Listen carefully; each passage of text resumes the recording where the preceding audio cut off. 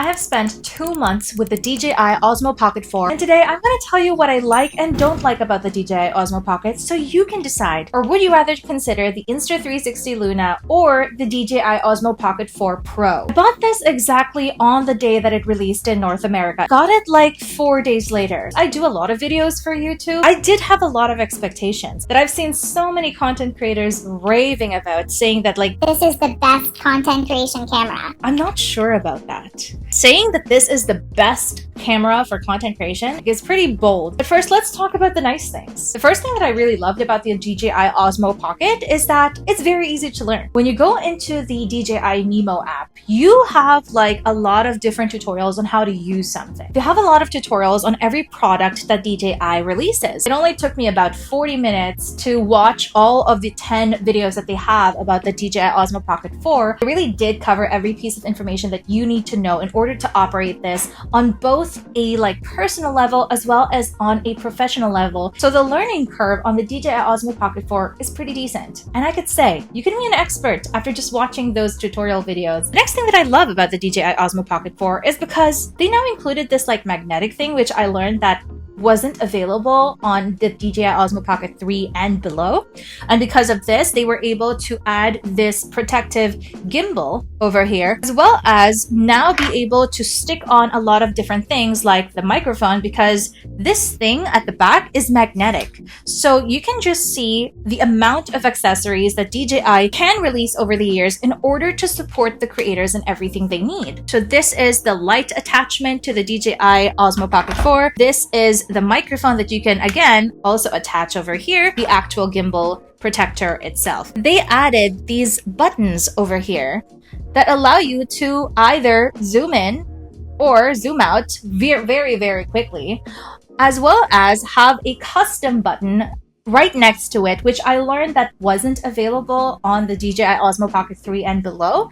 And so with this, you can easily switch your gimbal from coming to left, right, up, and down. But when you click on the custom button, you can use the joystick to now zoom in and out. And I think that's fantastic to have. When your hands are wet and sticky, it's not as easy to click the zoom button or the tilt button and change it like that. And of course, I can't forget to mention the third thing that I love about the DJI Osmo Pocket 4, the storage of it. I'm talking about the 2 different storages that it has. Doesn't matter how many SD cards you have. If you forget all of them because they're still on your computer, still uploading videos from your last one, you won't have any way of recording any clips, but that has completely changed since using the DJI Osmo Pocket 4. Because it has internal storage, you don't even have to worry about forgetting your SD card or showing up to a once-in-a-lifetime moment, and people don't talk about that enough. Last thing, I've already mentioned this in the video, but I really love the DJI Mimo app. The way it transfers, it's so fast. I don't worry about needing to plug this in on any computer just to get the files here. Downloading the Mimo app and transferring the files through there onto your phone, onto your iPad. It can't do a Mac,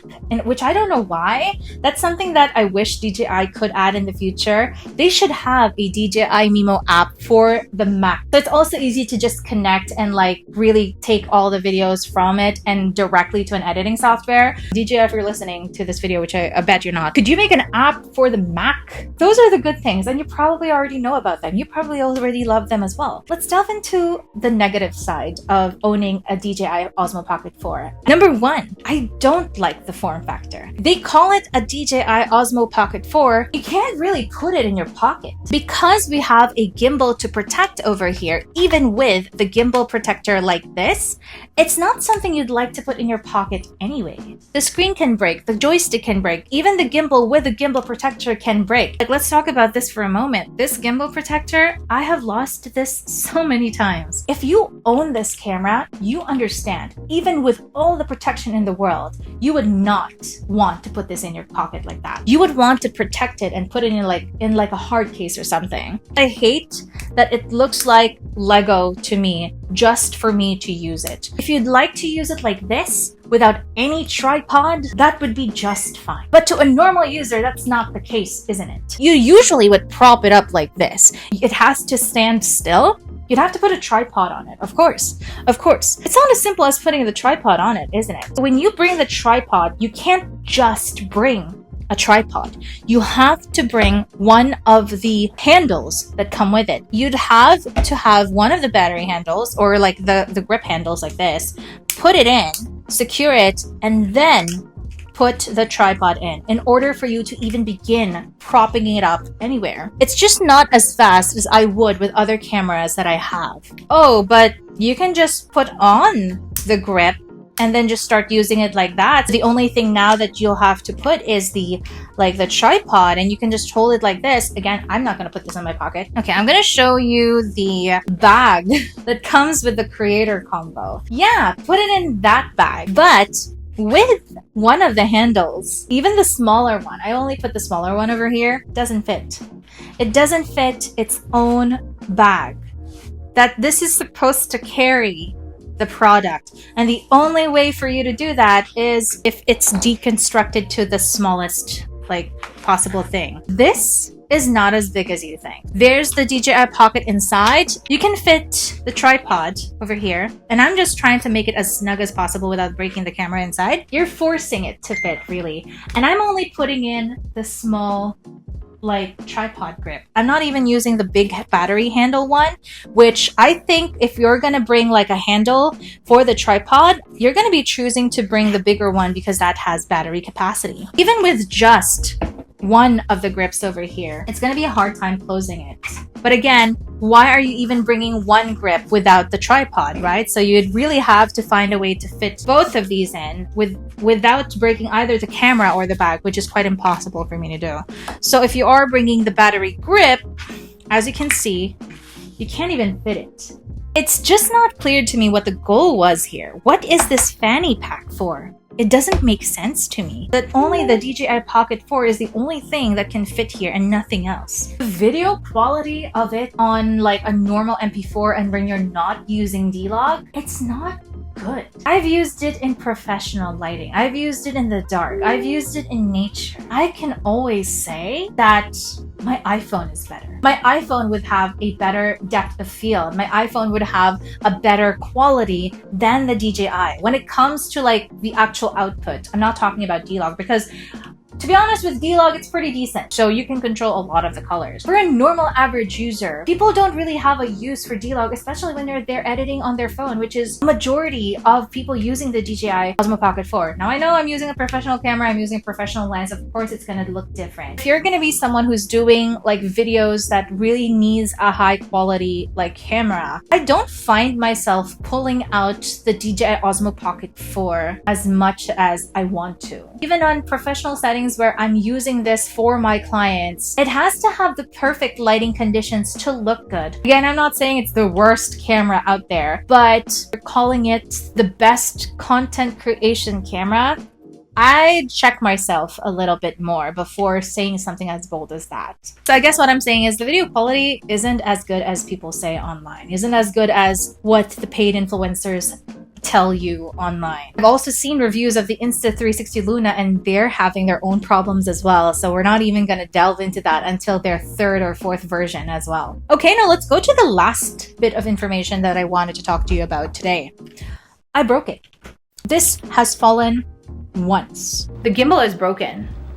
As you can see, it's no longer pointing straight up, it's just pointing down, and it thinks that the gimbal protection is still on. But really, for me to use it properly is I have to prop it up like that because I let it fall down once. You know how many times I let my Insta360 fall down? Can't even count. From a very high angle, from a very low angle, into the water, into the humidity. This has fallen down once and the gimbal already broke. And I've heard horror stories of the previous Osmo Pocket 3 where a lot of their screens break. The screen isn't as good. They said they fixed it here. I guess we'll never know until years of use. I'm quite disappointed in learning that having the camera fall once does so much much damage to it. I mean, I get scratches and everything like that, but man, it's a $900 camera for me in Canada. This is not something that when it falls once, you would like to break. And so the build quality isn't as good as it looks like. My iPhone has fallen more times than this. iPhone's still okay, and even the Insta360 is still okay.